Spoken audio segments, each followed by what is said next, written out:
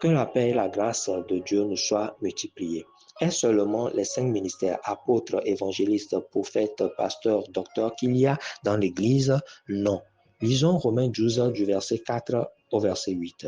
Car comme nous avons plusieurs membres dans un seul corps et que tous les membres n'ont pas la même fonction, ainsi nous qui sommes plusieurs, nous formons un seul corps en Christ et nous sommes tous membres les uns des autres. Puisque nous avons des dons différents, selon la grâce qui nous a été accordée, que celui qui a le don de prophétie l'exerce selon l'analogie de la foi, que celui qui est appelé au ministère s'attache à son ministère, que celui qui enseigne s'attache à son enseignement, et celui qui exhorte à l'exhortation, que celui qui donne le fasse avec libéralité, que celui qui préside le fasse avec zèle, que celui qui pratique la miséricorde le fasse avec joie.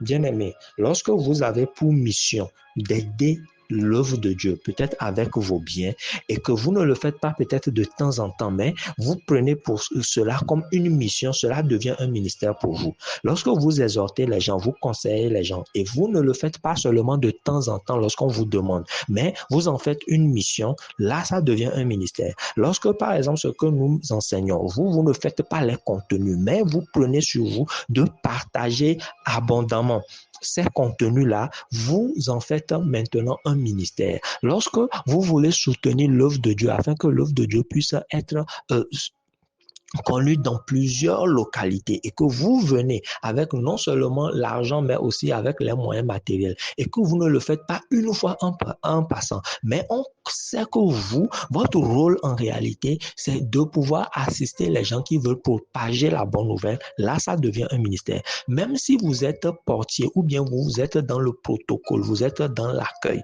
et que on vous reconnaît cela parce que chaque fois vous êtes à l'accueil et même si on veut voyager et on a besoin des gens qui veulent faire l'accueil, vous excellez dans ça, ça peut devenir pour vous un ministère. Donc, aujourd'hui, il y a beaucoup de choses qui se sont greffées. Par exemple, celui qui traduit les enseignements qui sont faits en français, les gens traduisent en anglais.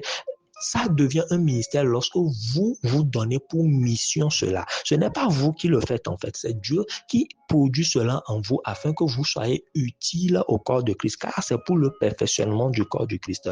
En ce moment-là, vous n'êtes plus quelqu'un qui fait juste une œuvre de temps en temps, mais vous avez maintenant un ministère. Donc, vous pouvez, en donnant, en soutenant financièrement ou matériellement, ou bien en faisant d'autres choses, développer un ministère. Donc, ce n'est pas seulement les 5 ministères précités qui sont les ministères, mais vous pouvez avoir un ministère dans ce que nous venons de lire dans Romains 12, le verset 4 à 8.